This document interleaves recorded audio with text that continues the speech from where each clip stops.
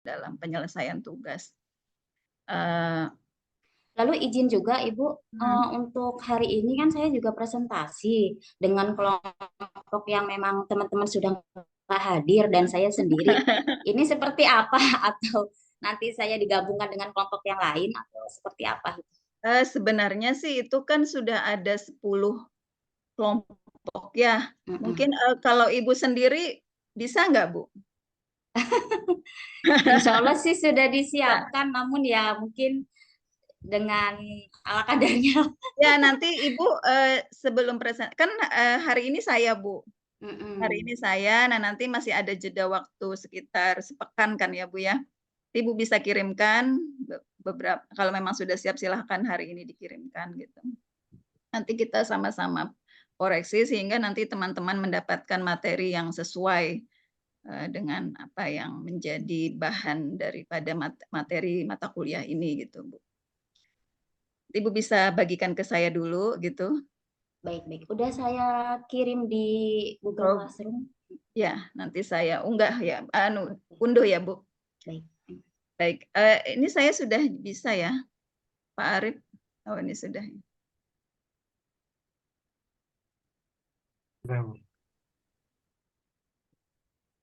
Nah ini ya saya pikir, jadi rencana saya ini mohon maaf ya Bapak Ibu, mohon maaf sekali dengan keterbatasan waktu saya juga ya. Jadi kemarin itu hari Jumat ya, rencana saya tuh menyelesaikan PPT ini, jadi deadline-deadline. Nah, qadarullah teman saya datang ke rumah itu sampai sore, ada juga memang deadline pekerjaan, sehingga ini saya tidak bisa menyelesaikan dan pagi tadi saya ada acara baru pulang 11:30, jadi ini belum maksimal ya, tapi saya nanti cover dengan apa, dengan buku ya, langsung kita merujuk ke buku. Nah ini, hari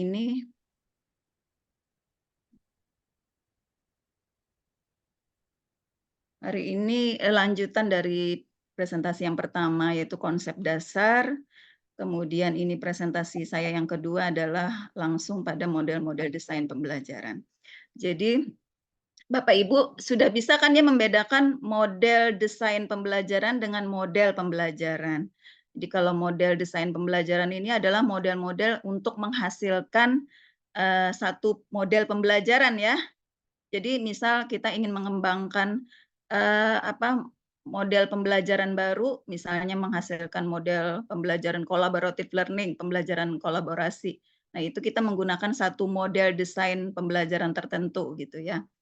Nah di sini, ini sebenarnya, saya ambil dari presentasi yang pertama ya, jadi mengapa kita harus menggunakan model gitu ya. Ini, jadi, model itu sebenarnya fungsinya adalah menyederhanakan konsep ya yang agak kompleks sehingga, akan lebih mudah dipahami model tahapan-tahapan daripada, desain pembelajaran itu akan lebih terlihat secara konsep, secara visual ya. Itu, kemudian ini yang kemarin sempat saya sampaikan bahwa model desain pembelajaran itu pada hakikatnya ya, itu terdiri dari 5 tahapan. Apapun itu model ya, nanti kita akan explore beberapa model, namun pada dasarnya intinya itu hanya 5 tahapan ini, gitu.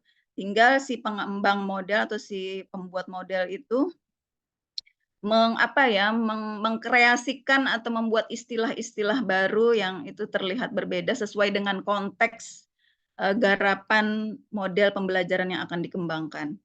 Nah ini yang kemarin saya juga jadi 3 slide pertama ini yang kemarin sudah saya paparkan di presentasi pertama bahwa di bukunya Gustafson and Branch itu ya Survey of Instructional Design, ada 3 pengelompokan, model. Jadi ada yang berorientasi pada ruang kelas, classroom, kemudian produk dan sistem. Nah, jadi ini yang kalau Dick and Carey itu berorientasi pada sistem ya.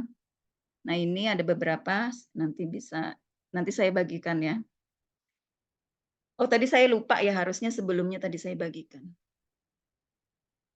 Ini Bapak Ibu, jadi nah ini mungkin ya nanti Bapak Ibu ketika tesis ya, ada yang tertarik ingin, meneliti atau mengembangkan satu model pembelajaran. Nah, ini adalah salah satu model desain pembelajaran atau model pengembangan pembelajaran, yaitu yang tokohnya adalah Book and Goal ya. Nah, kalau ini edisi yang 83. Jadi edisi 83 ini masih menggunakan tahapan mereka sendiri ya untuk research and development. Satu model pembelajaran ini masih menggunakan tahapan mereka sendiri. Nah, di edisi berikutnya ya, ini kan edisi tahun 83. Ini model yang saya tampilkan ini adalah model tahun 83 ya, bukunya ini seperti ini tampilannya. Nah, kemudian edisi berikutnya itu saya lupa ya tahapan-tahapannya, cuma ini yang saya rujuk tahun 2007 itu sudah mereka mereferensikan ya sampai yang sekarang ini ada Book and Goal tahun 2015 itu juga mereka mereferensikan menggunakan model Dick and Carey untuk ketika terutama mahasiswa ya untuk melakukan research and development itu menggunakan model Dick and Carey. Jadi Book and Goal ini mereferensikan atau menyarankan ya agar mahasiswa itu menggunakan model Dick and Carey.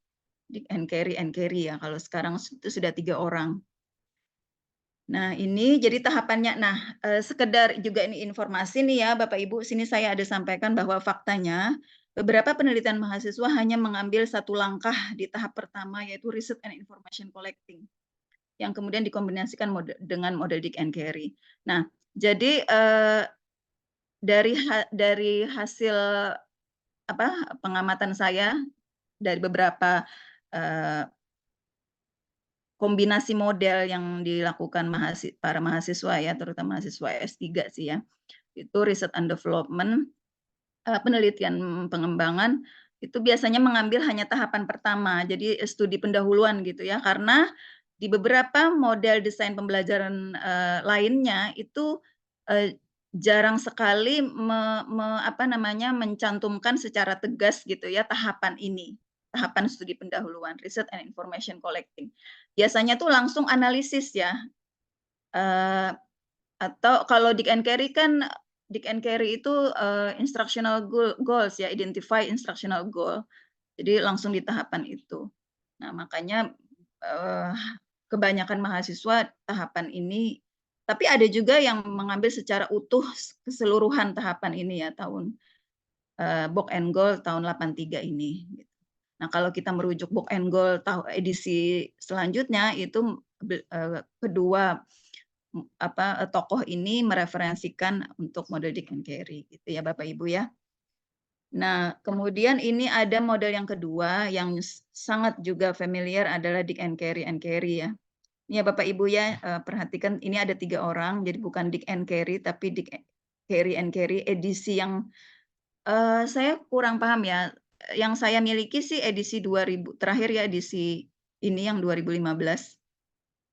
Jadi apa perbedaan model Dick and Carey 2015 ini dari edisi sebelumnya ya. Nanti Bapak Ibu saya punya edisi yang 2009 karena waktu saya studi S3 itu kan saya masuk di 2015 ya Bapak Ibu ya. Sebelumnya kami kan merujuknya itu pada edisi yang 2000, sebenarnya ada yang 2012.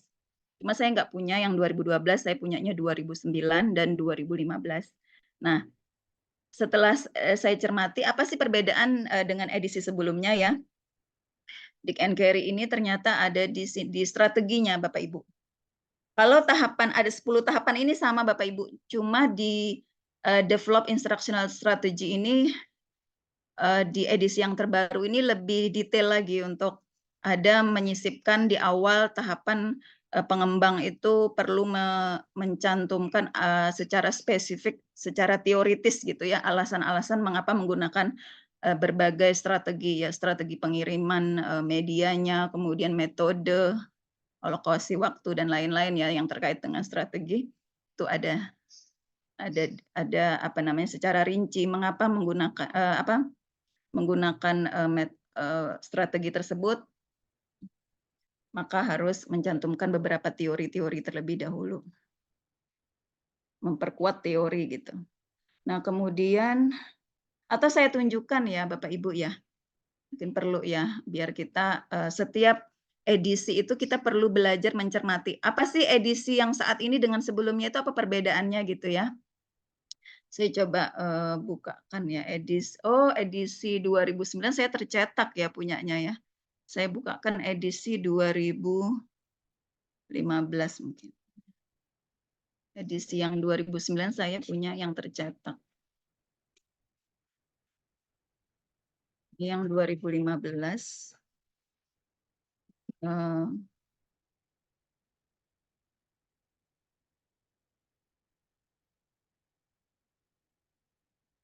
chapter.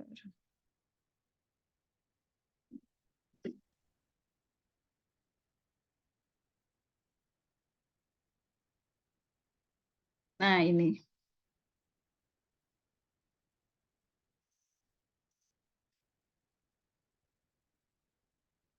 Di layar Bapak Ibu sekarang terlihat Dick and Carry ya, Pak Sugeng ya? Masih slide PPT, Bu. Oh, slide ya, sebentar. Berarti harus stop share ya.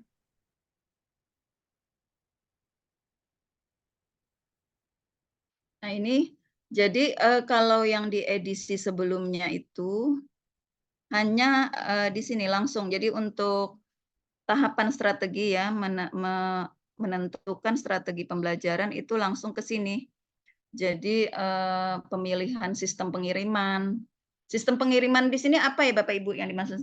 Ya misalnya apakah kita mengantarkan pembelajaran itu dengan blended learning atau full tatap muka atau secara online itu ya maksudnya ya. Kemudian ini content sequencing, penyusunan konten dari dari sederhana ke rumit gitu ya.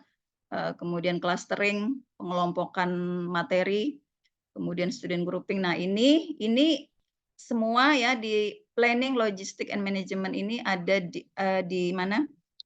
Di edisi sebelumnya sudah ada. Nah, yang terbaru ini yang ini nih. Theoretical base-nya.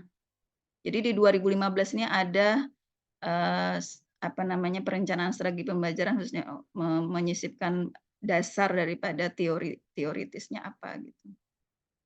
Di sini ya.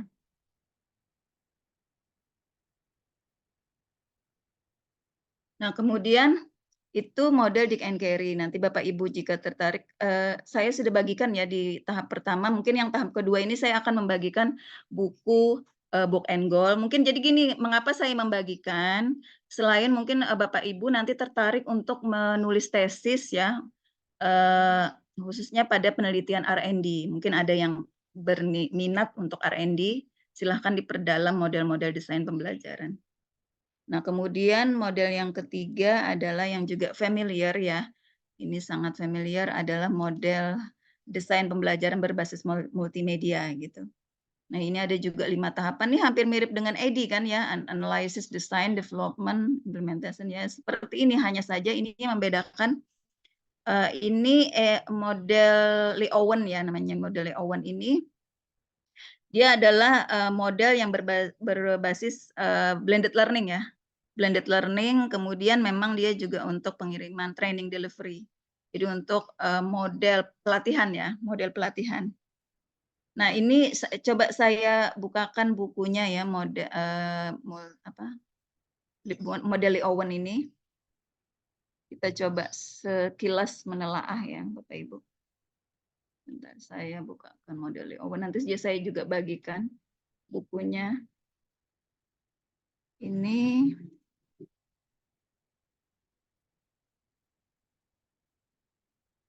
kira-kira Bapak Ibu ada nggak yang tertarik ingin nanti tesis?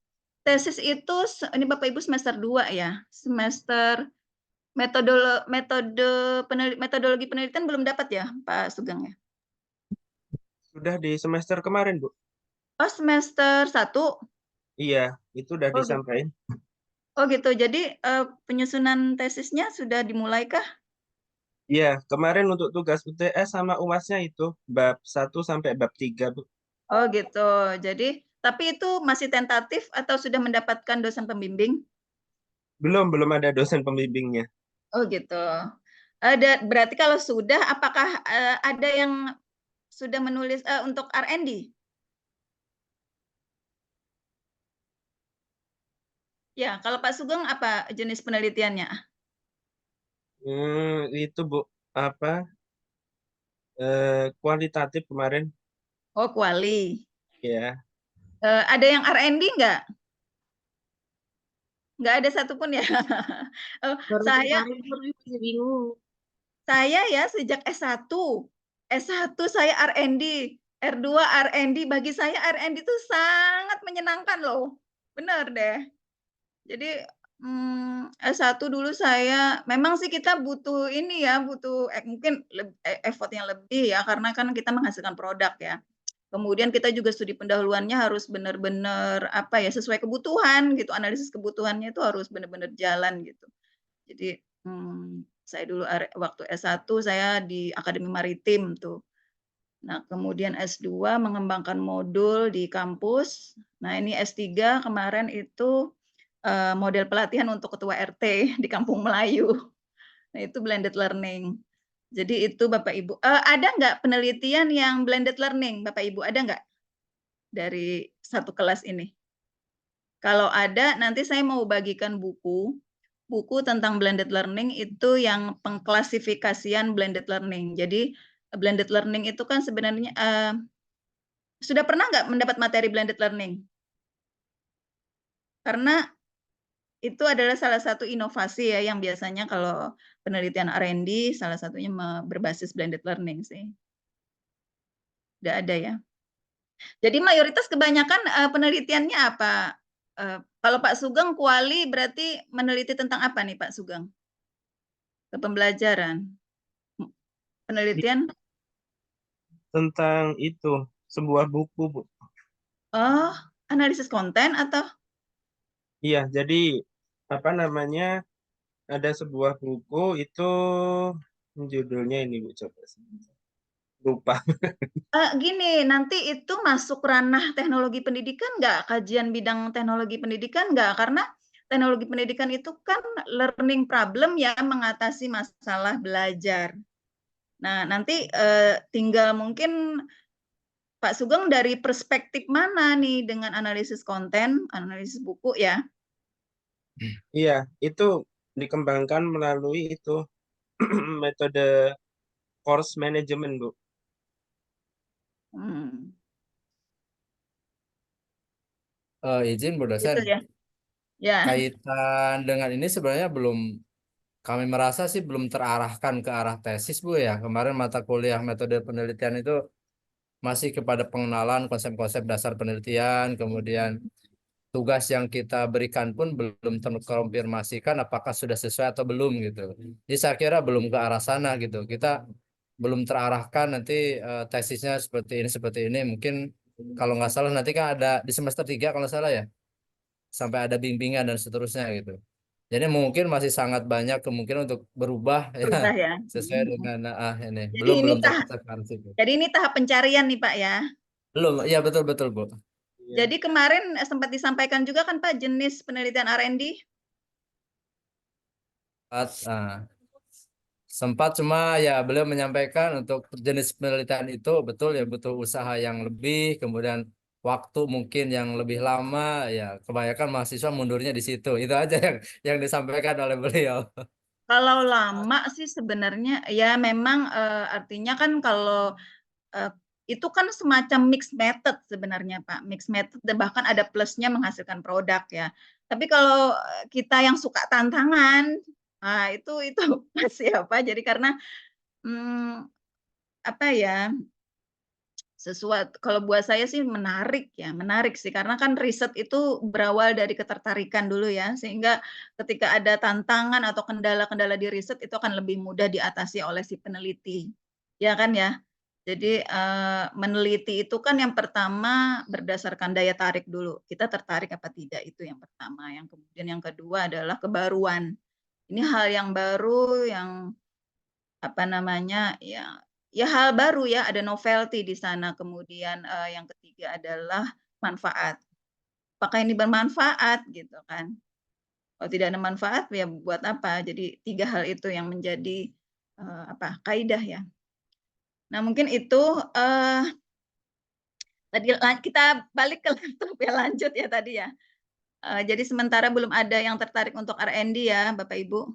Ini sangat menarik. Jadi kalau di TP, kalau R&D mesti menggunakan model desain pembelajaran biasa karena memang mengembangkan model pembelajaran. Nah, ada beberapa model desain pembelajaran itu yang berbasis motivasi. Misal ini saya contoh ya, tadi sih saya apa ya? Oh, multimedia belum ya. Ini yang berbasis multimedia coba saya bagikan dulu ya. Ininya bukunya. Biar kita lihat tahapannya.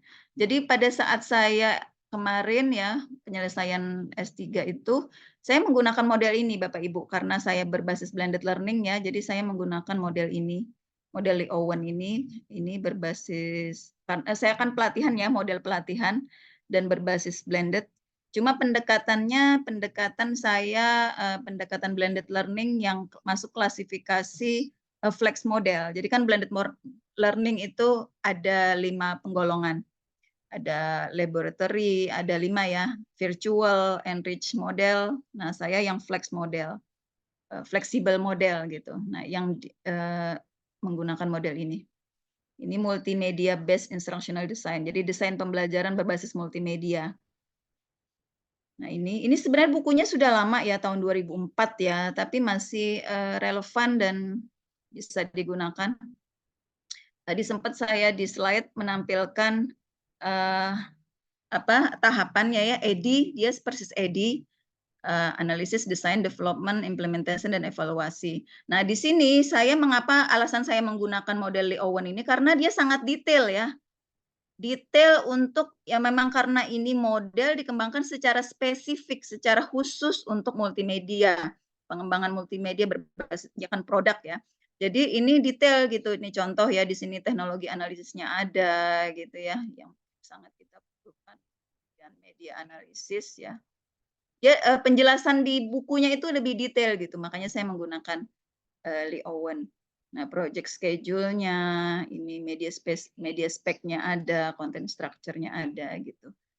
Nah, kemudian hanya ya kelemahannya kalau Bapak Ibu nanti mungkin minat untuk mencermati model ini kalau bagi saya ya kelemahannya adalah di evaluasi. Jadi di evaluasi di sini dia penjelasannya ya di buku ini tidak secara praktis kalau menurut saya. Jadi maksudnya praktis untuk penelitian R&D, research and development. Nah, berbeda halnya dengan Dick and Carey. Dick and Carey itu tahapan evaluasinya itu menurut saya detail karena di Dick and Carey itu mengadopsi pendekatan Michael Scriven yang nanti Bapak Ibu kalau baca, saya sempat sampaikan ke Pak Sugeng apa Pak Iwan ya yang evaluasi atau siapa ya kayaknya. Ingat nggak Pak Iwan atau Pak Sugeng ya? Yang bahwa evaluasinya Dick and Carey itu terbagi atas 3. Yang pertama adalah one to one expert dan learnernya, kemudian small group dan field trial. Nah, kalau itu kan jelas ya tahapan evaluasinya, evaluasi formatifnya. Kalau di Lee Owen ini bagi saya tidak praktis gitu untuk kita melakukan R&D. Sehingga saya kombinasikan. Jadi tahapan mulai analisis sampai jadi analisis, desain, pengembangannya saya menggunakan model Lee Owen. Nah, kemudian di tahapan evaluasi saya menggunakan model Dick and Carey dengan pendekatan Michael Scriven. Nah, itu. Jadi itu menariknya, salah satu menariknya penelitian R&D adalah kita mengkombinasikan ya, kita belajar mencermati model-model desain pembelajaran yang ada, sehingga kita, karena gini ya, prinsipnya, hakikatnya adalah tidak ada satupun model desain pembelajaran yang terbaik, tapi yang cocok gitu ya, yang cocok dengan konteks atau environmental konteks, di mana kalau bahasanya Dick and Carey itu keterampilan itu diajarkan dan akan diterapkan, jadi sesuai konteks gitu. Nah, oke. Dan mengapa saya kemarin itu ya, ini sekedar gambaran, nanti ketika mungkin Bapak Ibu ada yang minat gitu, mengapa saya menggunakan model Lee Owen ini, model berbasis blended, karena learner target saya itu ketua RT yang dimana mereka untuk kesempatan belajar ya secara fleksibilitas mereka sangat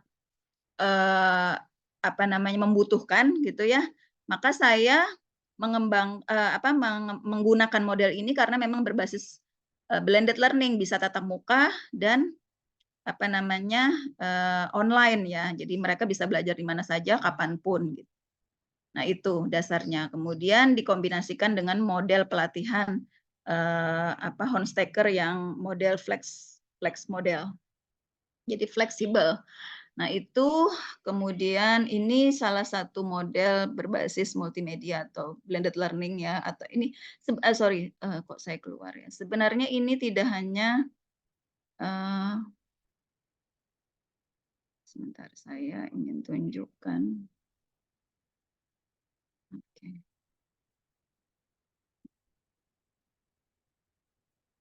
Bapak Ibu kalau ada bertanya silahkan langsung saja diinterupsi gitu, hal-hal yang ingin ditanyakan.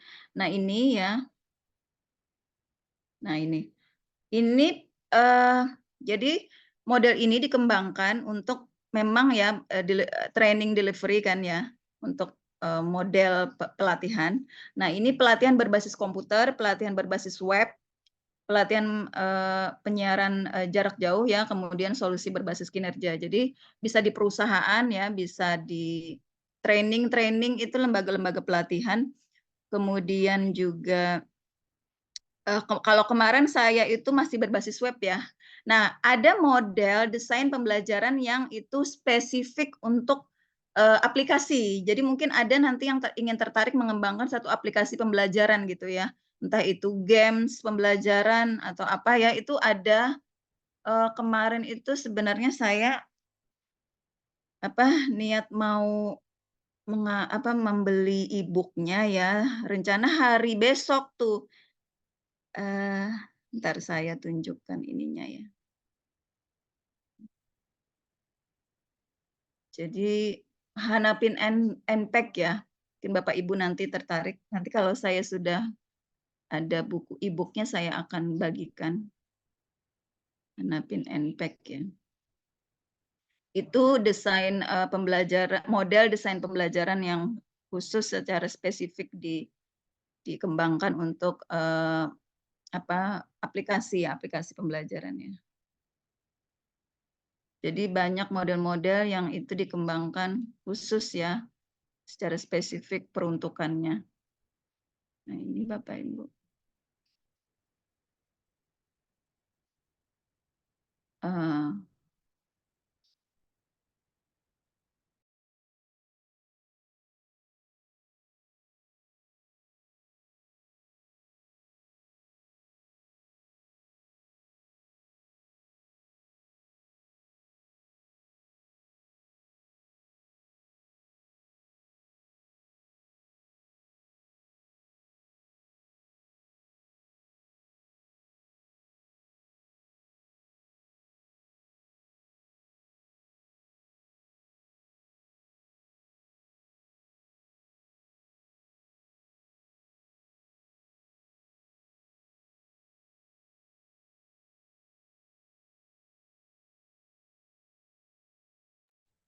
Suaranya belum terdengar, Di Ibu. mute, Bu.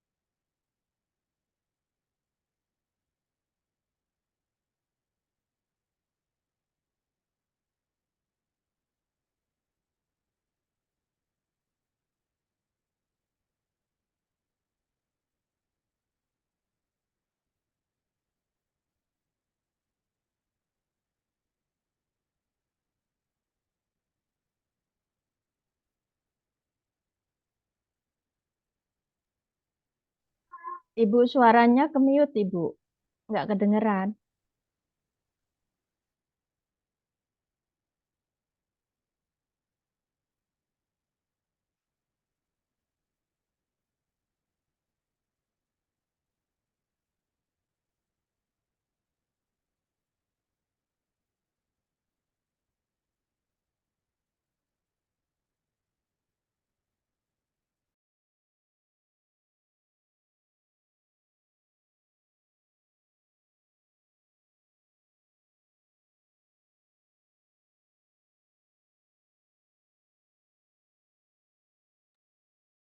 Mohon izin Bu dosen, suaranya masih di mute. Jadi ini salah satu model nih Bapak Ibu. Salah satu model desain pembelajaran yang juga sering kali digunakan ya Bapak Ibu oleh para mahasiswa ketika ingin mengembangkan satu model pembelajaran yang berbasis motivasi. Nah, ini motivational design for learning and kinerja ya, untuk pembelajaran kinerja. Jadi ini juga bisa diterapkan di semacam perusahaan gitu ya untuk meningkatkan kinerja karyawannya. Nah, ini pendekatan ACT model ini dikembangkan oleh John M. Keller. Nah, ini juga menarik ya model ini. Coba kita masuk bagaimana sih model ini. Ini sebenarnya ACT model ini singkatan ya Bapak Ibu. ACT ini attention, attention, relevant, S-nya itu satisfaction, C-nya itu apa ya? Saya kok lupa. Attention, relevance, confidence, dan satisfaction. Jadi ketika peserta didik itu harus dipusatkan dulu attention-nya, perhatiannya, kemudian dia akan merasa materi pembelajaran kita itu relevan. Nah, ketika dia merasa relevan sesuai dengan kebutuhan belajarnya, maka mereka akan confidence, akan percaya diri gitu. Nah, baru setelah peserta didik itu percaya diri, maka akan membangun kepuasan pada diri peserta didik ya. Ini juga salah satu model desain pembelajaran yang menarik loh Bapak Ibu ketika itu. Ini tentunya berbasis kelas ya, classroom oriented model ya. Ini model yang berorientasi pada kelas. Nah ini, what is desain motivasi? Sebentar, kita masuk ke nih di halaman 47 attention getting strategies. Jadi ini semacam strategi juga ya sebenarnya. Jadi saya sih sempat berdiskusi dengan teman saya ya. Jadi ada kita punya dosen ya, Prof ya. Beliau mengembangkan satu buku yang di dalamnya salah satu ini adalah model gitu. Terus teman saya itu diminta untuk jadi reviewer. Nah, karena teman saya itu nggak punya waktu, akhirnya dia minta saya yang nge-review. Nah, ketika saya nge-review, saya kritikannya tajam. Jadi kata dia, saya nggak berani menyampaikan kritikannya. Jadi saya punya argumen sendiri bahwa saya pikir ini enggak lebih ke model, saya bilang. Ini lebih ke strategi gitu, karena memang di sini kan yang disampaikan attention getting strategies gitu ya. Jadi setelah saya baca juga, ya itu sih sebenarnya sih tergantung perspektif ya dari mana kita melihat ya. Nah, ini coba kita masuk ke 47. Ini juga model yang menarik loh Bapak Ibu kalau menjadi satu tesis ya. Saya sih sangat mendorong ya Bapak Ibu mengalami mencoba memiliki pengalaman R&D gitu. Menarik Bapak Ibu. 47. Nah,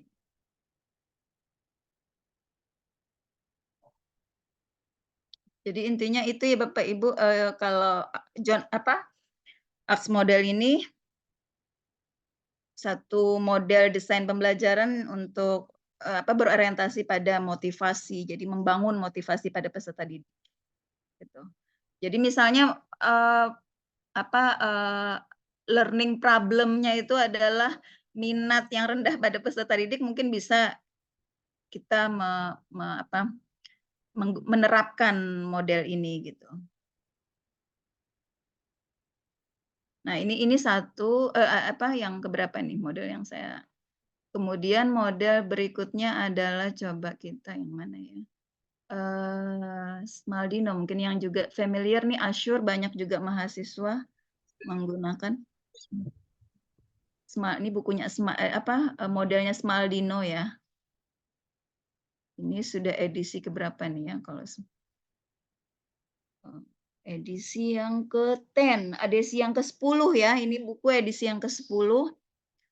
Jadi buku Smaldino and ini sudah 3 orang nih ya. Jadi kalau sudah edisinya banyak itu sudah biasanya bertiga.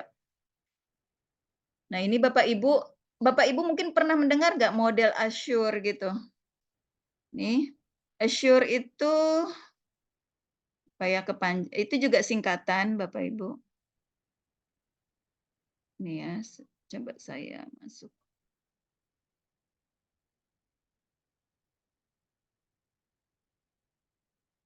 Halaman 49 ya.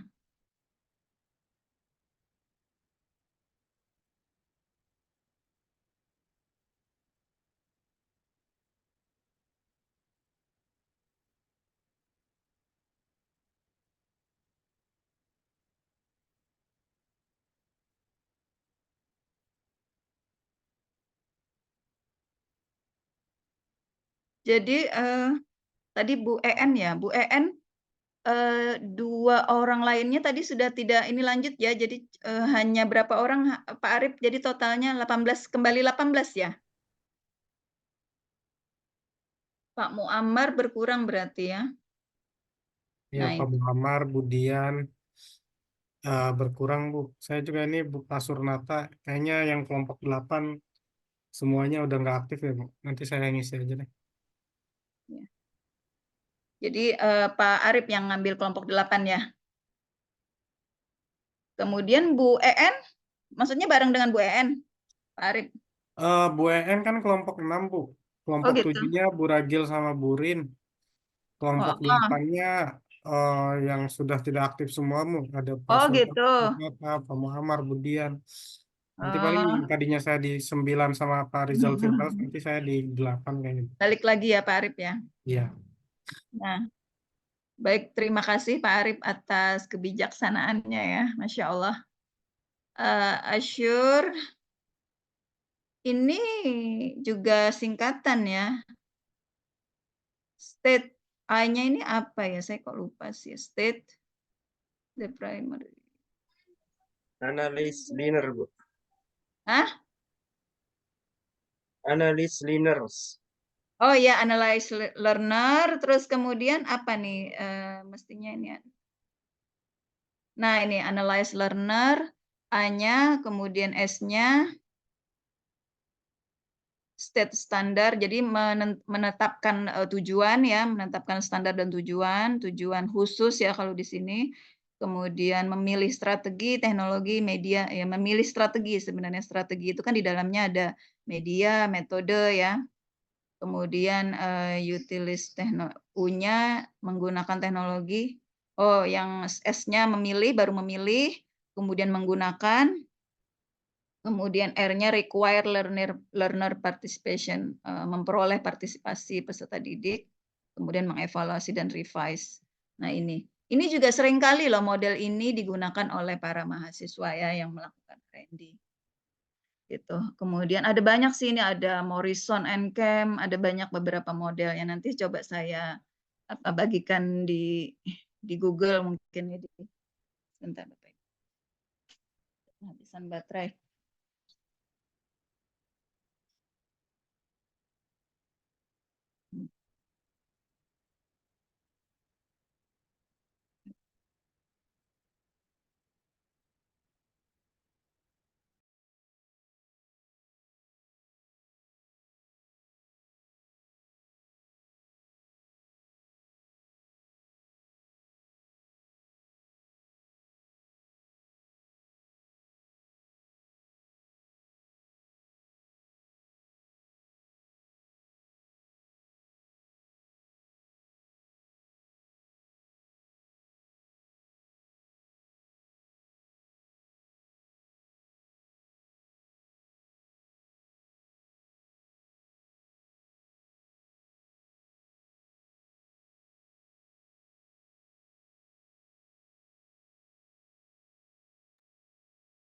Bu Syarifahnya kelempar ya.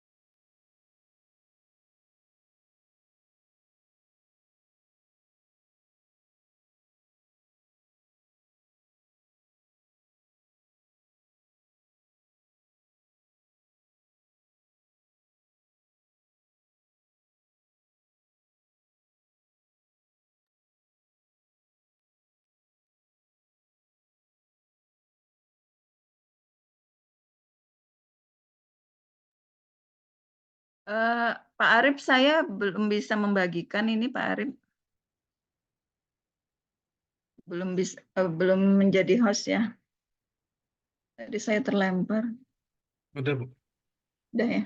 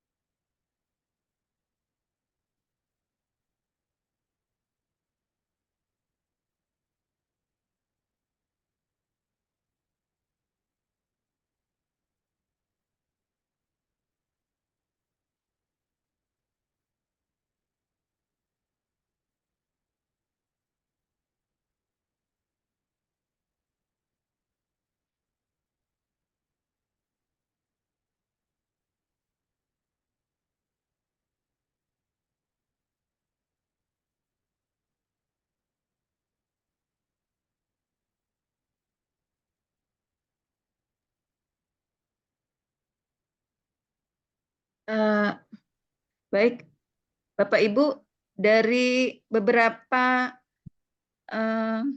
model desain pembelajaran tadi ya, sekitar 7-an ya yang saya sampaikan sekilas ya, itu kira-kira ada yang menarik nggak Bapak Ibu? Yang mungkin, selama ini saya kok ada niat gitu ya untuk mengembangkan entah itu misal satu aplikasi game pembelajaran misalnya menggunakan Hanapin NPEG, kemudian selama ini saya punya problem di sekolah, motivasi belajar murid itu rendah misalnya, tadi ada model desain pembelajaran John M. Keller gitu ya. Terus kemudian ada lagi tadi blended learning ya, Lee Owen. Gimana Bapak Ibu? Ada yang tertarik untuk membahas lebih lanjut dari sekian model-model tadi? Mbak Zahra kemarin kalau tidak salah mengembangkan model pembelajaran bagaimana Mbak Zahra? Oh, yang saya pernah WA ke Ibu ya, Bu? Itu game ya? Game apa? Kompetisi, Bu. Oh ya, kompetisi itu masuk game nggak ya? Kan permainan ya. Mungkin kalau kompetisinya lebih ke apa namanya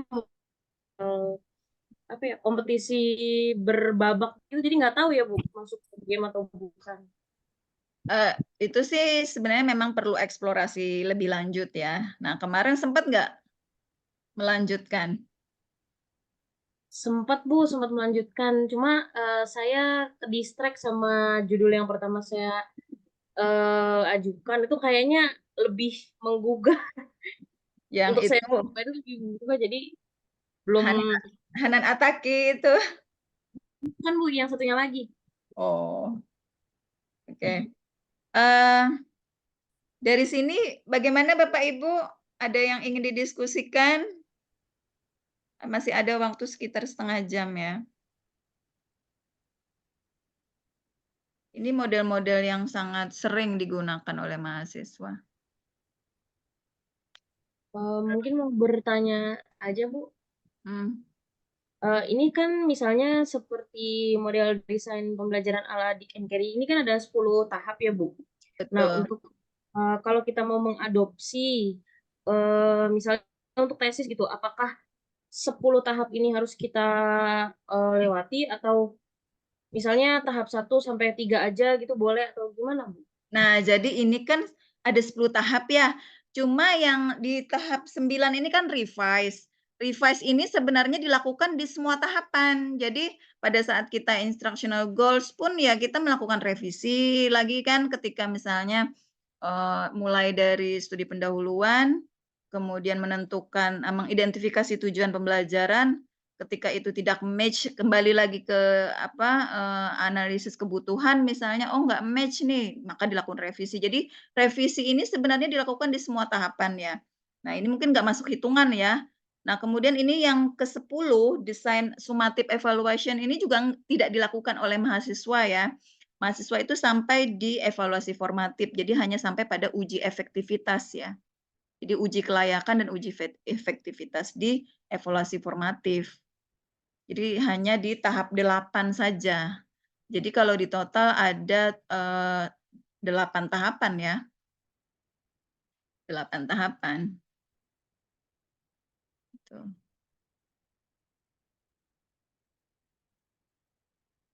Karena sumatif ini kan kalau sumatif itu lebih melihat ke dampak ya. Jadi setelah digunakan model pembelajaran yang baru dikembangkan itu dilihat mungkin selama 5 tahun, 10 tahun, kemudian dilakukan evaluasi sumatif secara keseluruhan apakah model ini program pembelajaran ini dilanjutkan atau masih bisa direvisi gitu ya, maka akan dilakukan revisi dan dilanjutkan programnya atau sama sekali dihentikan gitu. Itu di evaluasi sumatif. Nah, kalau mahasiswa kan nggak mungkin dong nunggu 5 tahun atau 10 tahun. Jadi cukup dievaluasi formatif sampai dievaluasi formatif.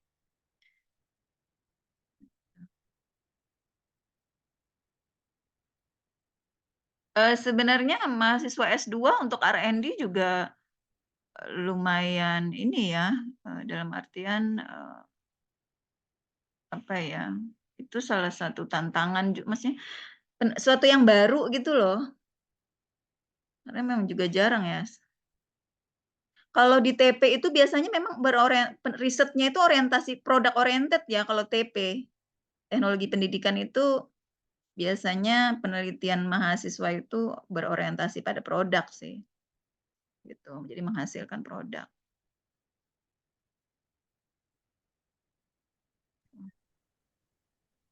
Ya walaupun pada hakikatnya adalah learning problem ya yang nggak selalu juga dengan produk. Karena ide ya itu juga merupakan teknologi ya. Ide-ide membangun teori baru pun itu juga satu satu alternatif untuk memecahkan masalah belajar ya. Jadi TP itu kan 2 ya ininya learning facilitated learning ya, memfasilitasi belajar, bagaimana belajar itu terjadi secara efektif dan efisien, dan kemudian yang kedua adalah performance improvement, jadi meningkatkan kinerja. Jadi 2 hal itu. Nah, ketika misalnya riset kalian berada pada ranah itu ya berarti itu sudah tepat gitu, on the track gitu. Meningkatkan kinerja kah atau memfasilitasi belajar. Jadi fokusnya di sana. Kalau Pak Rizal gimana Pak Rizal? Sudah ada riak-riak keinginan untuk menulis tesisnya? Sudah ada draftnya? Ya Bu, Ada kemantapan kah sudah dengan saya pas semester 1 kan ngajuin judul berkaitan dengan motivasi juga Bu. Ini latar belakang masalahnya apa Pak Rizal? Dilandasi apa? Di latar belakangnya apa? Problem learning problemnya. kemarin tuh apa ya? Kalau motivasi ya tentunya motivasi peserta didik ya Pak. Ya peserta didik Bu. Nah, Jadi masalahnya saya kan ini Bu kerja sama Pak Arif juga jadi penggerak di sekolah terbuka. Jadi sekolah terbuka SMA 2 basicnya di saya ini atlet Bu rata-rata yang minat belajarnya kurang. Atlet sepak bola.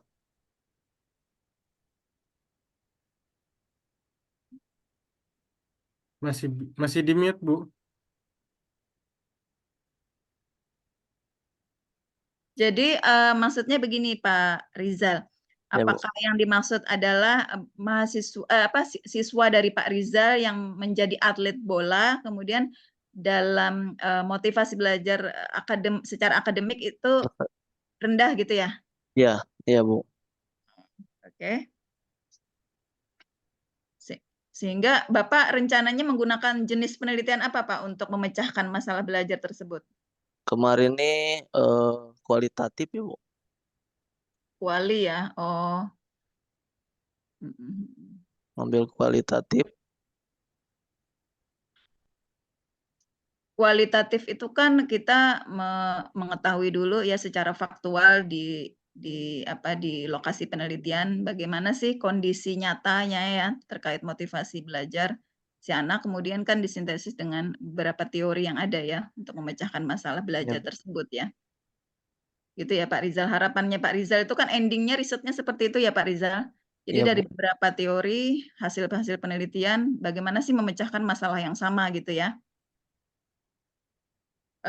Pak Rizal nggak ada keinginan untuk tadi contohnya kalau motivasi model John M. Keller, Pak Rizal bikin satu model pembelajaran baru gitu untuk konteks lokasi sekolahnya sendiri. Kedepannya mungkin ada Bu, tapi masih bingung juga. Jadi kalau tidak, memang awalnya mungkin kalau saya tuh gini Pak Rizal, awalnya tuh ini kok match ya, ini kayaknya match gitu ya. Jadi learning problem saya ini adalah motivasi gitu kan. Nah, Iya Bu. ini saya temukan satu model desain pembelajaran motivasi nih gitu kan. Nah, caranya ya biar nggak bingung, Bapak cermati, pelajari itu model sehingga nanti ketika ada apa ya, ada kecocokan, relevansi, kemudian ada prinsip kemudahan juga mungkin bagi Bapak ini hal sesuatu yang realistis gitu untuk dilakukan. Ya kenapa tidak gitu. Itu sih Pak. Tapi tidak juga menginikan kualitatif ya Pak Rizal. Cuma kalau menghasilkan satu model kan akan lebih, kalau saya sih lebih meaningful ya Pak. Ya sama-sama berkontribusi sih dalam keilmuan itu sama-sama memberikan kontribusi. Gimana? Pak Iwan gimana Pak Iwan? Ada komen tentang model-model desain pembelajaran dan banyak sekali sebenarnya model-model desain pembelajaran lainnya yang itu dikembangkan secara spesifik sesuai dengan konteks di mana keterampilan atau pengetahuan atau ya itu diajarkan dan akan diterapkan. Jadi misal ya tadi saya coba singgung mengenai mengapa saya menggunakan model Owen yang berbasis multimedia, karena ya kebutuhan saya pelatihan itu akan diajarkan di ketua RT gitu ya. Bagi ketua RT yang mereka itu butuh fleksibilitas, belajar itu bisa blended, bisa tatap muka, bisa online gitu ya. Tidak juga bisa full online karena apa? Mereka butuh pengayaan dari tatap muka. Jadi ada landasan teoritisnya, landas dari analisis kebutuhan. Mungkin ini Bu, ya sebatas ini kan kami berusaha memahami untuk model-model desain pembelajaran yang disajikan dan yang kita dalami gitu Bu ya. Tapi tadi kalau nggak salah kan dan kita pahami juga bahwa model desain pembelajaran itu ya pada akhirnya kita harapkan bisa menghasilkan satu model pembelajaran gitu. Nah ini mungkin yang belum dapat saya pribadi mendapatkan gambaran contoh model desain pembelajaran Dick and Carey, contohnya menghasilkan model pembelajaran A. Nah seperti apa tahapan Dick and Carey sampai muncul di model pembelajaran A ini ya? Itu mungkin Bu kita ingin dapatkan gambaran yang lebih jelas gitu ya sehingga oh ini produknya loh dari model desain pembelajaran ini gitu. Sehingga mungkin bisa kita kembangkan lebih baik. Begitu barangkali Ibu. Baik-baik. Jadi Nah, butuh contoh ya Pak. Nah, betul. berkenan nggak kalau saya memberikan satu contoh atau ada beberapa sih. Ini saya paparkan dulu contoh punya saya pribadi, bagaimana Pak? Dari Lee Owen nih, saya kan tadi sempat singgung bahwa saya mengkombinasikan model Lee Owen dengan Dick and Carey di tahapan evaluasinya. Saya ingin menunjukkan tahapan-tahapan dari Lee Owen yang saya lakukan, kemudian ya Pak ya, Boleh, begitu boleh ya? Bu. Begitu ya Pak maksudnya? Iya, iya betul ya. Nah, Nah. oke. Baik.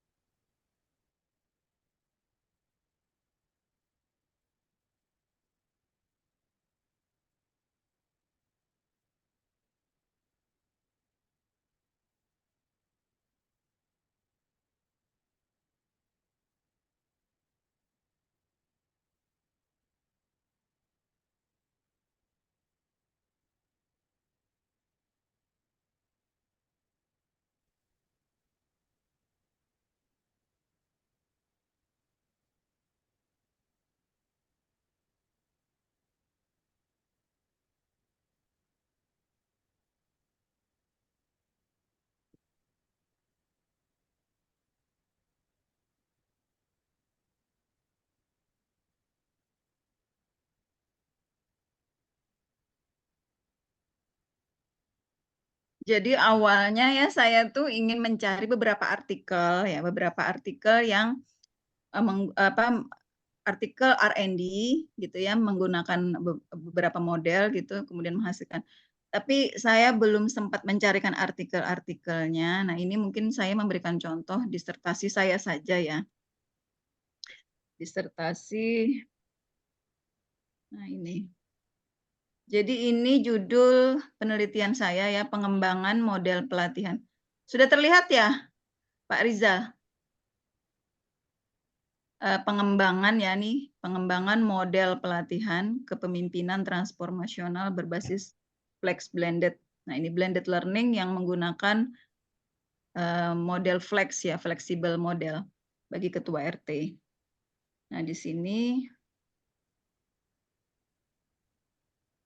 saya masuk langsung ke tahapan R&D-nya ya. Tahapan R&D-nya.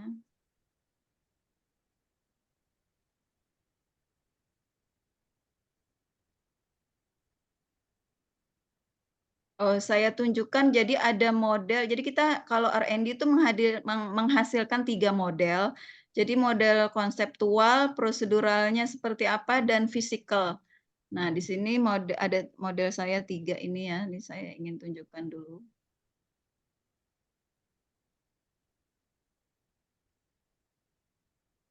Nah, ini yang saya sampaikan tadi bahwa blended learning itu 4 ya. Jadi sebenarnya ada 4 klasifikasi blended learning. Jadi rotation model, flex model, à la carte, enrich virtual model. Nah, mengapa saya menggunakan flex model ini juga ada alasannya ya, karena kalau rotation itu lebih cocok untuk nah di sini ada beberapa alasan.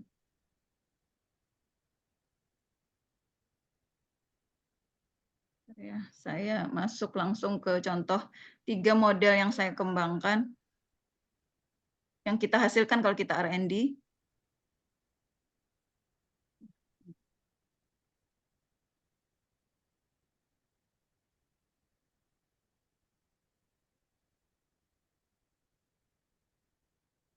Nah, ini model konseptualnya.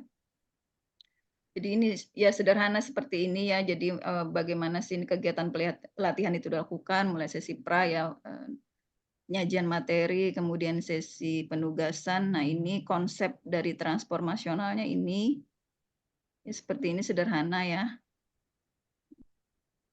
Kemudian ini itu konseptualnya, kemudian ini proseduralnya. Karena saya berbasis flex, maka saya ya apa dikatakan iseng ya bikin begini aja.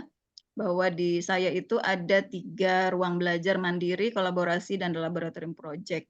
Nah, ini ada 3 ini, kemudian di sini ada narasumber ahli, fasilitatornya ada, gitu. Ada online, ada offline, seperti ini. Nah, ini proseduralnya dengan dilengkapi sintak model pelatihannya, ini di sini, ya.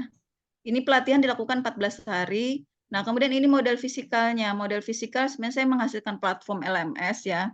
LMS ketuartbelajar.com dan ada semacam ya struktur program atau kurikulumnya ya, kemudian ada modulnya, ada panduan peserta dan panduan fasilitator. Ini ada 4. Nah, ini platform LMS-nya. Jadi ini model fisikal saya, model fisikalnya ya untuk model pelatihan ini. Nah, ini metode model yang saya kembangkan ini ya, kombinasi model. Ini yang atas ini model Lee Owen Bapak Ibu, bisa terlihat ya? Atau terlalu kecil Pak Iwan? Bentar saya.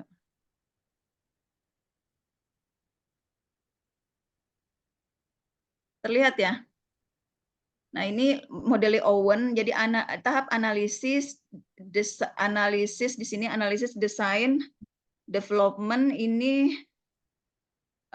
saya mengadopsi model Owen. Nah, di sini dia rinci gitu ya, karena saya blended learning dan Lee Owen ini berorientasi blended, saya pikir wah ini pas sekali dengan kebutuhan saya. Saya butuh model seperti ini yang dia sangat praktikal gitu ya. Kita ketika menerapkan model ini sangat membantu sekali pada saat kita mempraktekkan tahapan-tahapan R&D-nya. Jadi mulai need assessment, front end analysis-nya ini detail gitu ya di Lee Owen, mulai menentukan kondisi pada saat kita melakukan studi pendahuluan ya, kemudian menentukan apa kebutuhan atau skill yang dibutuhkan oleh si ketua RT gitu ya. Nah, sampai mendesain ini konten strukturnya, spesifikasi medianya, tim projectnya, schedule-nya gitu ya. Ini development, kemudian ini ya Bapak Ibu ya, saya mengembangkan model ini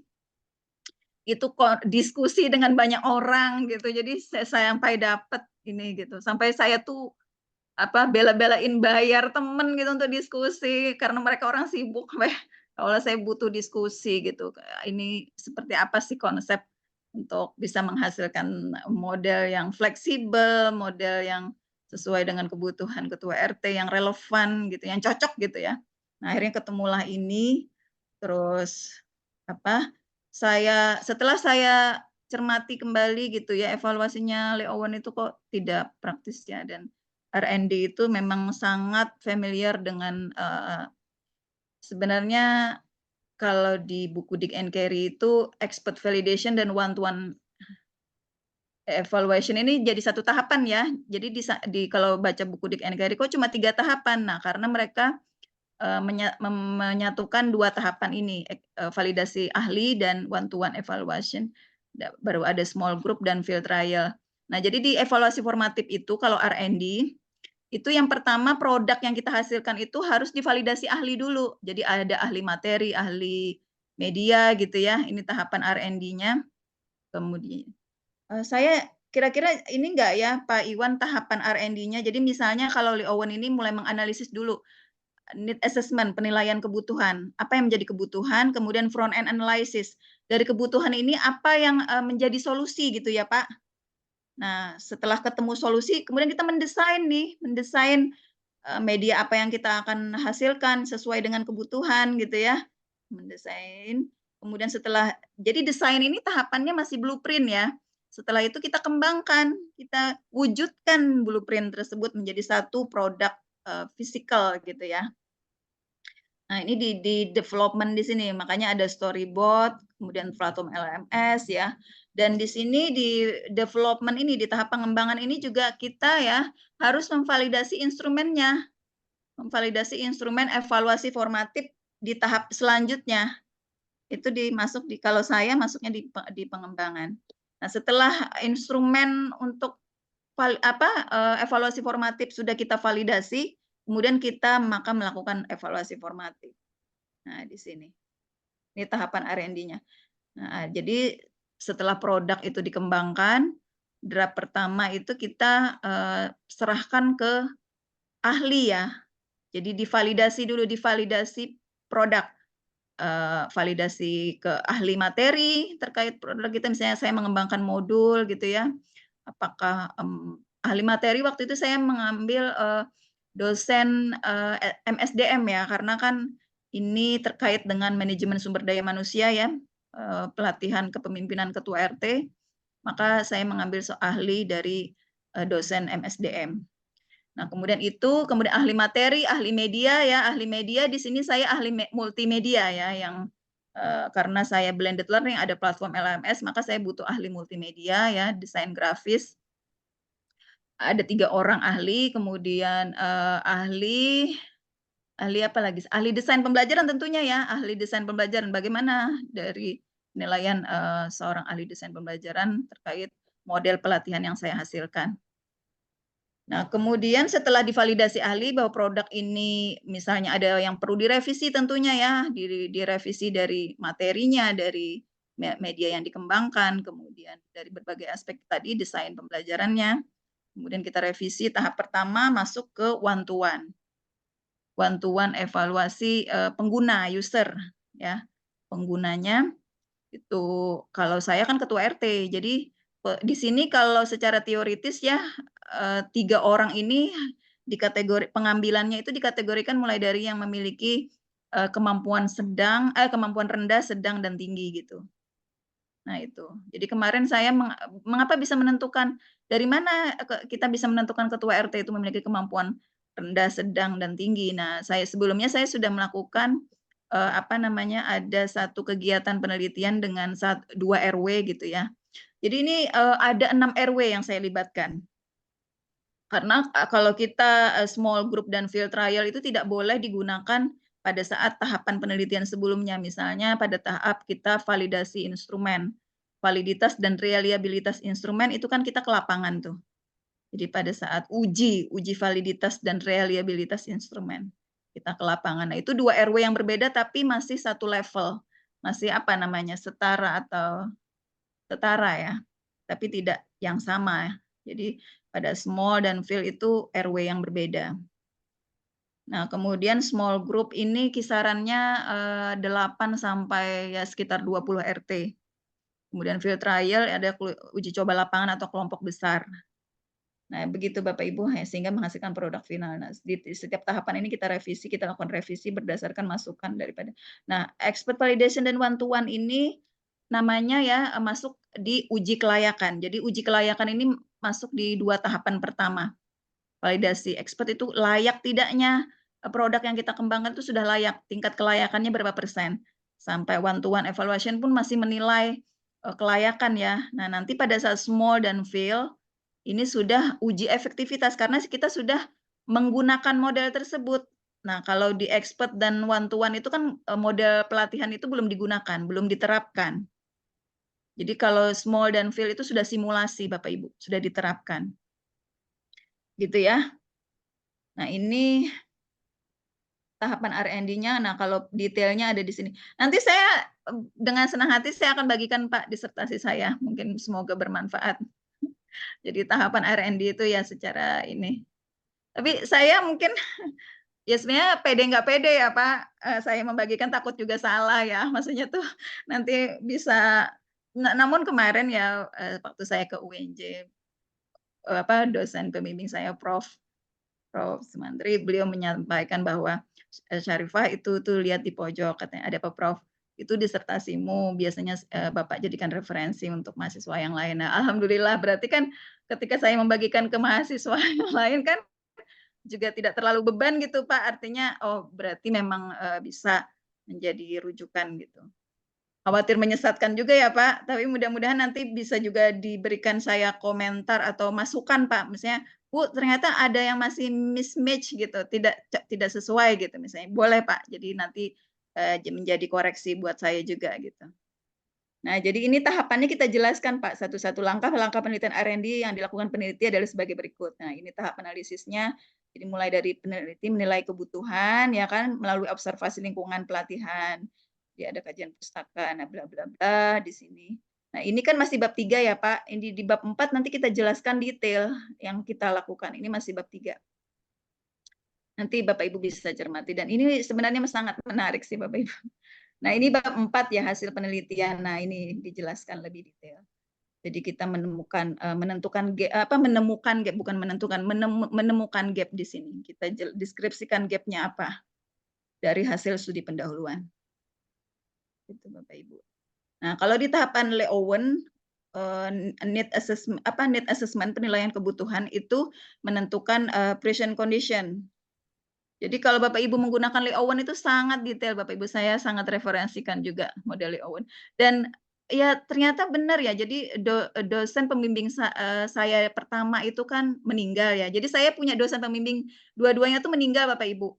Jadi dosen pembimbing namanya Prof. Sitepu waktu saya S3 ya, itu beliau meninggal dan referensi yang beliau berikan ke kami itu adalah bukunya Lee-Owen ini gitu. Kok saya mikir kenapa beliau memberikan Lee-Owen ya? Oh, ternyata memang Lee-Owen itu sangat mudah untuk diterapkan. Maksudnya mahasiswa itu terarah gitu loh. Kita tuh jadi mudah, nggak yang ada beberapa model ya, buku-buku nanti Bapak Ibu akan mungkin membaca beberapa buku yang menawarkan model desain pembelajaran itu yang tidak aplikatif Bapak Ibu, lebih ke konsep gitu. Sehingga kita menggunakannya itu agak sulit gitu. Bisa ya mungkin kalau suka tantangan dan kreativitas bisa ya. Gitu. Mungkin itu Pak Iwan, nanti saya akan bagikan ininya. Nah,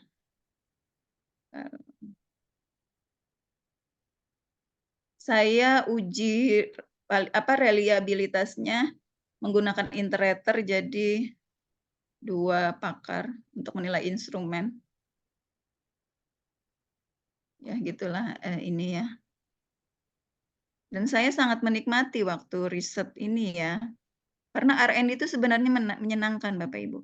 Tapi memang itu ya biaya juga besar sih. Makanya kemarin memang sih mayoritas ya mahasiswa yang R&D itu biasanya dapat dana hibah Bapak Ibu. Dapat dana hibah. Tapi kalau mungkin riset di sekolah ya nggak terlalu besar Bapak Ibu. Karena saya kan risetnya di RT ya. Kita perlu nge-push motivasi ya, dukungan materi. Gitu. Jadi pada contoh ya, pada saat saya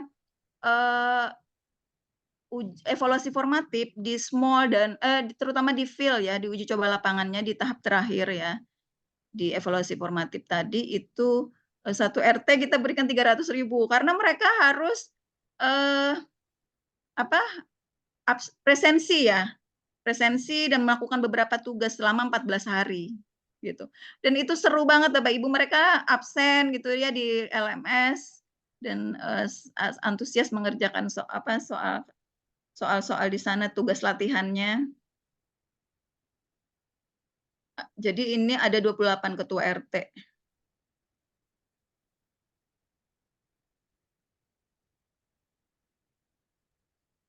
Ada 6 RW yang terlibat.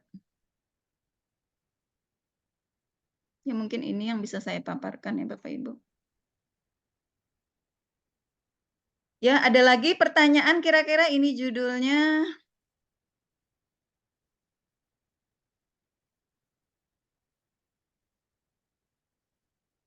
Nah, jadi ini ya Bapak Ibu, ide meneliti ini ya sederhana loh. Jadi saya pulang kampung ke orang tua saya di Banjarmasin, terus itu kan tetanggaan sama ketua RT. Nah, ketua RT ini selalu seringkali setiap saya pulang tuh nanti minta cabai bapak saya lah, apalah. Nah, sedangkan saya waktu itu dapat mata kuliah organisasi belajar ya. Terus kepemimpinan dalam organisasi belajar, KOB namanya, kepemimpinan dalam organisasi belajar. Nah, ini saya pikir ini RT harusnya dia kan mencontohkan bagi warganya kan. Jadi dia punya halaman itu hanya ditumbuhi rumput. Kenapa sih nggak Nah, RT ini tidak bekerja Bapak Ibu. Saya pikir, wah kayaknya saya harus ngasih pelatihan nih buat RT-RT di sini gitu. Awalnya saya mau riset di Kalimantan gitu.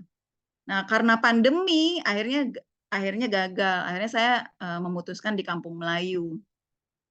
Karena kan Kampung Melayu juga jadi saya landasannya itu ini Bapak Ibu, data apa itu? Data BPS ya, data BPS yang untuk di Jakarta RW yang kategori kumuh berat. Awalnya itu. Jadi saya berangkat dari permasalahan sosial dulu. Baru nanti kita masuk karena kita TP masuk ke learning problemnya mereka tuh apa sih gitu. Nah, sebenarnya kan masalah sosial mereka tuh banjir ya. Nah, qadaraullahnya saya menemukan penelitian yang itu permasalahan banjir itu diatasi dengan kepemimpinan ketua RT. Nah, dari situ landasannya, teoritisnya. Landasan ininya ya. Kemudian sampailah pada model Owen. Gitu, Pak Arif. Gimana Pak Arif? Ada komentarnya?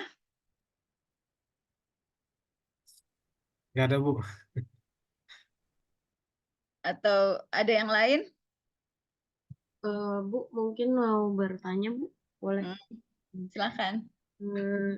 Kan mungkin yang sudah Ibu kenalkan kepada kami terkait model desain pembelajaran itu, misalnya seperti Dick and Carey, kemudian ada Lee Owen, kemudian tadi ada juga Borg and Goal. Apakah ini kan orang luar semua ya Bu? Apakah model desain pembelajaran ini ada yang dikembangkan atau diciptakan sama orang Indonesia supaya maksudnya begini Bu, supaya nantinya ketika misalnya kami mau membuat tesis atau penelitian R&D kemudian membutuhkan acuan model desain pembelajaran tidak terlalu sulit untuk mengalihkan bahasa dari bahasa Inggris ke bahasa Indonesia dulu gitu Bu. Nah, itulah ya qadaraullahnya nih ya, qadaraullahnya. Jadi sebenarnya ada pernah mendengar nggak nama Prof. Atwi Suparman? Belum Bu. Belum ya. Jadi beliau itu jadi beliau itu mantan rektor UT. Nah, mengajar di pasca sarjana UNJ TP, Teknologi Pendidikan Universitas Negeri UNJ ya. Itu beliau mengembangkan satu namanya model MPI, model pengembangan instruksional, MPI singkatannya. Nah, namun ya kalau kita cermati itu hampir mirip dengan tahapan Dick and Carey gitu. Nah, saya lupa itu bedanya tuh sedikit sekali gitu. Nah, jadi memang sampai hingga hari ini ya, saya belum menemukan tuh orang Indonesia yang mengembangkan. Jadi kita ini memang hanya adapter loh. Maksudnya, iya kita ini hanya pengadopsi ya. Belum ada yang sampai seperti mereka gitu ya, yang di luar sana yang sudah menghasilkan model. Jadi maaf Mbak Zahra, saya ralat ya, bukan koreksi. Jadi kita bukan menciptakan ya, tapi mungkin lebih ke meng-create ya atau mengembangkan, membuat satu model. Jadi kalau menciptakan itu kan hanya Tuhan ya, hanya Allah ya. Mencipta itu apa namanya? Jadi belum ada Mbak Zahra sampai ini. Kecuali Mbak Zahra mungkin mau menggunakan MPI itu. Tapi gini ya, saya pernah diskusi dengan mahasiswa yang juga sangat dekat dengan Pak Dwi. Nah, jadi waktu itu kita diskusi, ada satu dosen yang dosen itu kan pada saat beliau S3, kemudian beliau mengembangkan satu model, dan model itu sebenarnya juga mengadopsi punya Dick and Carey, punya MPI gitu ya, dan itu sama gitu. Saya lihat tuh sama. Kok pede, maksudnya tuh kok pede ya gitu. Nah, ternyata baru-baru ini beliau minta nggak jadi gitu menggunakan model beliau. Nah, jadi kan ternyata beliau juga nggak pede model beliau itu untuk digunakan gitu loh. Dan itu kan karena memang bukan satu model yang baru, benar-benar baru hasil tahapan yang secara kontekstual itu berbeda dengan yang sudah ada gitu. Contoh ya misalnya nih modelnya Owen dengan modelnya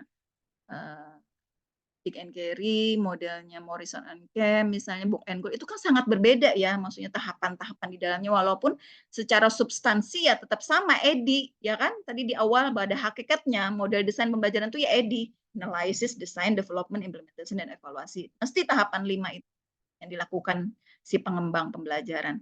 Nah, hanya saja penjelasan deskripsi di dalamnya itu mesti berbeda sesuai konteks atau tujuan daripada model itu dikembangkan oleh si pengembang model. Nah, jadi kita pernah diskusi, bahkan Prof. Atwi sendiri pun ya ketika membimbing mahasiswanya, beliau katanya begini, beliau tidak pernah mereferensikan mahasiswanya untuk menggunakan model beliau gitu. Bahasanya tuh seperti itu. Karena memang sangat mirip ya dengan tapi mungkin begini ya, itu buku, jadi buku mungkin bisa kalian menggunakan model beliau karena beliau kan berbahasa Indonesia. Itu bisa. Jadi kalian nanti misalnya penelitian ini menggunakan model atau penelitian pengembangan ini menggunakan model MPI, model Prof. Atwi Suparman itu. Model pengembangan instruksional. Ada bukunya. Kan nanti kalau tertarik nanti bisa saya sih punya cetak ya, nggak ada e-booknya. Gitu. Waktu kuliah kita beli semua satu kelas gitu buku beliau. Jadi MPI namanya. Mungkin saya yang kurang paham ya, mungkin apakah dijual di Amazon gitu e-booknya atau apa gitu. Bisa dicari ya. Gitu. Jadi sebenarnya sih ya gini ya saya juga maksudnya bahasa itu saya sangat terbatas Bapak Ibu. Saya nggak pede gitu. Mbak Zahra, tapi karena mau nggak mau ya kita terjemahkan. Dan kita menerjemahkan itu enggak semuanya satu buku itu tidak, tapi di alinea atau paragraf-paragraf yang itu menjadi kebutuhan kita saja. Tidak harus semuanya. Gitu. Gitu. Ada lagi yang lain? Terima kasih Mbak Zahra. Terima kasih, Bu. Ya. Yang lain lagi? Ini sudah jam 2 ya, Pak? Sudah jam 2, Pak Arif?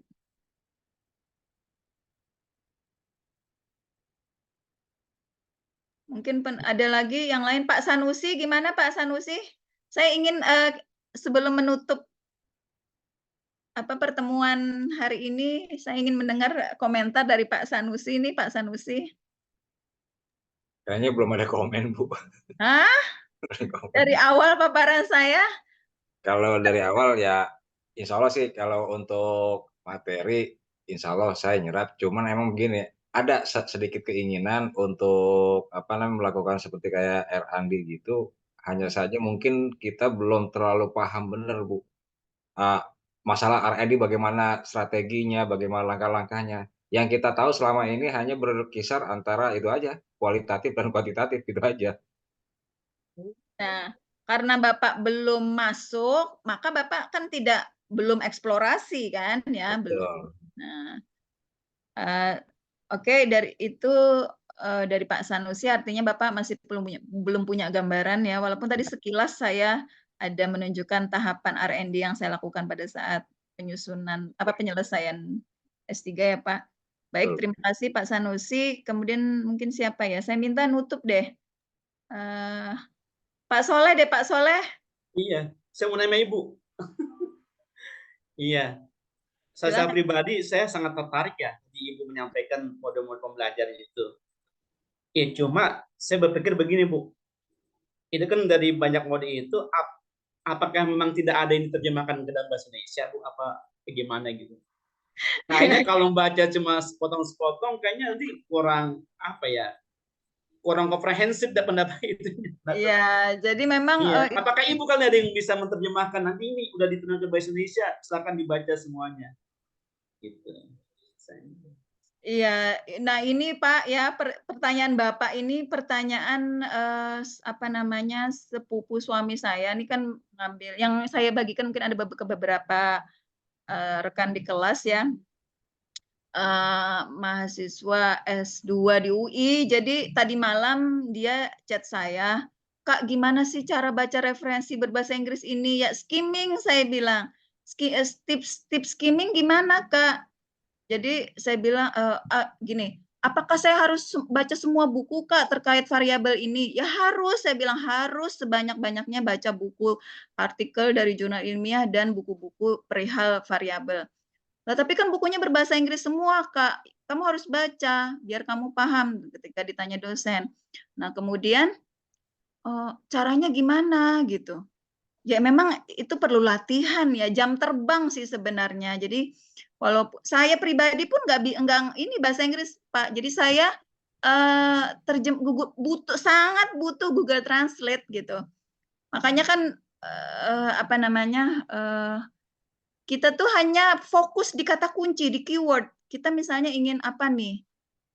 Kita lihat daftar isi dulu, lihat daftar isi kebutuhan kita apa. Nah, kita fokus di daftar isi, karena kan tidak semua daftar isi itu kita relevan dengan kajian kita saat ini gitu. Fokus di kata kunci, fokus di variabel. Jadi itu yang kita terjemahkan menggunakan Google Translate. Memang belajar itu butuh kesabaran dan sangat butuh latihan. Jam terbang itu tidak bisa dihindari gitu, Pak. Gitu ya. Gimana ya saya jadi dia menanyakan ke saya bagaimana strateginya. Ya strateginya latihan. Sehingga dengan latihan itulah kita akan menjadi, ya kan bisa ala biasa ya Pak. Gitu ya Pak Sugeng ya. Bisa ala biasa kan ya. Bisa mergo kulino Bu. Nah iku pisan. Iya, iso mergo kulino ya. Nah itu. Jadi bukan Trisno Jalaran Songko Kulino ya Pak. Ya mungkin demikian itu ya Bapak Ibu. Pak Soleh saya belum ada ya. Tapi mungkin kalau Bapak Ibu. Nah gini, saya pernah ya kemarin Pak publish di Scopus Q2 itu. Awalnya saya itu tidak pede dengan terjemahan saya pribadi. Jadi saya menerjemahkan sendiri menggunakan Google Translate dengan dibantu oleh Grammarly ya, AI, Grammarly dan Quillbot. Nah, kemudian saya nggak pede, akhirnya direferensikan oleh salah satu profesor menggunakan jasa proofreading Charles Wood ya. Dan itu kita bayar hampir 9 juta. Tahu nggak Bapak Ibu? Revisinya tuh saya sangat kecewa, maksudnya kok sedikit sekali dengan kita bayar 9 juta itu perbaikan katanya tuh hanya sedikit, terus tapi teman saya tuh membesarkan hati lah, mungkin sudah bagus gitu, maksudnya kita ini sudah menulisnya, tata bahasanya itu sudah bagus. Akhirnya setelah itu saya nggak pernah lagi menggunakan jasa proofreading ya, jasa ya, kalau proofreading itu kan dia memperbaiki tata bahasa ya, bukan menerjemahkan ya. Nah mungkin kalau Bapak Ibu sangat butuh penterjemah dalam artian tidak merasa pede dengan terjemahan sendiri gitu ya, mungkin bisa ya Bu. Tapi mahal loh jasa terjemah itu ya. Saya sih belum pernah gitu. Pernah ada yang Beli pernah beras nggak? aja, Bu. Hah? Beli beras aja. Beli beras. Oh, beli beras ya. Ya itulah Pak. Jadi ilmu itu sangat mahal Pak. Ilmu itu sangat mahal. Ya, betul. Jadi mahalnya Nggak itu ternilai. bukan. Ah? Ya, ilmu itu nggak ternilai, Bu. Iya. Nggak ada nilainya. Betul. Jadi ya itu apa namanya hakikatnya ya. Kalau ilmu itu Jadi, menjaga. Bu Syarif aja belum ada ya, Bu, yang menerjemahkan buku-buku tadi itu ya ke dalam bahasa Indonesia? Belum ada. Maksudnya gimana, Pak? Belum ada yang menerjemahkan buku tadi itu kayak Ken Carey, kayak Oh, buku terjemahnya ya, Pak ya. Ya. Mungkin Belum ada. searching kali. Kalau saya sih belum pernah menemukan, dan saya tipikal orang yang nggak suka terjemahan, Pak. Jadi saya itu suka orang menarik. Enggak. Jadi karena khawatir ada kesalahan makna, Pak. Jadi lebih baik kita merujuk ke sumber primer. Ya, kalau saya lebih. Nah, contoh nih AI sekarang ya Pak, ada Jenny, ada macam-macam. Itu kan kemarin siapa itu yang menyampaikan? Pak siapa ya kemarin ya? Pak siapa ya? Pak Sanusi deh, Pak Sanusi ya. Yang Bapak Jenny, terus ternyata ketika ditelusuri di sumber tersebut tidak ada pernyataan itu ya Pak. Di mute Pak Sanusi. Saya Edi Bu kemarin. Saya Edi. Enggak, maksud saya ini apa namanya yang di video bukan? Oh bukan, waktu kita kita begini, kita perkuliahan, saya menceritakan penggunaan AI itu, bahwa AI itu tingkat keterpercayaannya itu kan sangat, ya kan Bapak punya pengalaman ya? Insya Allah ada Bu. Ya artinya pengalaman maksudnya buruk gitu kan? Betul. Nah jadi itu Pak Soleh, jadi saya pribadi, saya memang pernah mengikuti pelatihan bagaimana sih menggunakan AI untuk akselerasi menulis gitu, bagaimana kita menulis itu lebih cepat, lebih terarah gitu ya. Nah itu, tapi saya nggak tertarik Pak, saya sangat tidak tertarik menggunakan AI.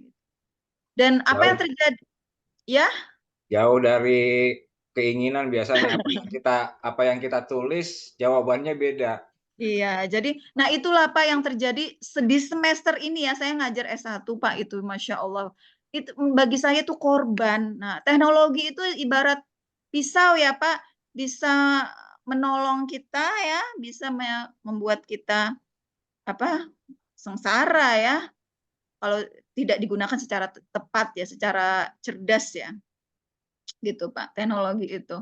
Jadi beberapa mahasiswa tuh tinggal copy paste, referensinya berbahasa Inggris nih Pak, tapi paparan deskripsinya kok nggak rasional ya, ini main copy paste, mereka nggak baca, nggak cermati gitu. Tapi referensinya berbahasa Inggris nih, saya sampai wow gitu kan, ternyata itu sesuai Bu. Kalau menurut saya terus kemarin setelah saya telusuri referensinya dari pernyataan AI itu ya, itu referensinya jauh meleset. Nah, iya kan? Nah itu jadi Pak Soleh, gimana tuh Pak Soleh? Mungkin Bapak punya kenalan translator gitu ya, yang teman dekat, apa bisa lebih murah lah Pak? Mungkin beliau bisa menerjemahkan satu buku apa gitu. Mungkin ya. Gimana Pak Soleh?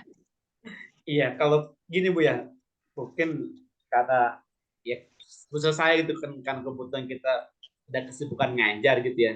kayaknya lebih ringan kalau lebih terjemah sudah ada. Ya sih Kak, kalau terjemah resmi ya, maksudnya buku itu diterbitkan dengan memang karya terjemahan gitu kan, formal ya itu bisa kita gunakan. Nantilah Pak, kalau memang saya ada, nanti saya sampaikan ke Bapak ya, misalnya ada model Makasih Bu, makasih. Nah, misalnya ada model desain pembelajaran apa gitu yang sudah diterjemahkan gitu ya, nanti saya akan bagikan. Gitu ya, mungkin itu Bapak Ibu pertemuan pada siang hari ini untuk model desain pembelajaran, dan mohon maaf ya atas keterbatasan saya ya Bapak Ibu, banyak kekurangan yang saya miliki gitu.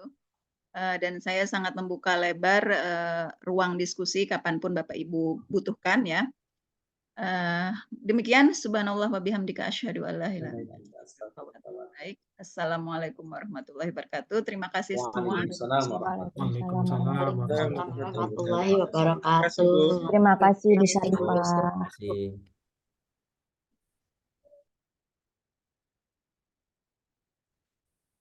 Bu Nur Sanito ada di Zoom ya? Ya, assalamualaikum.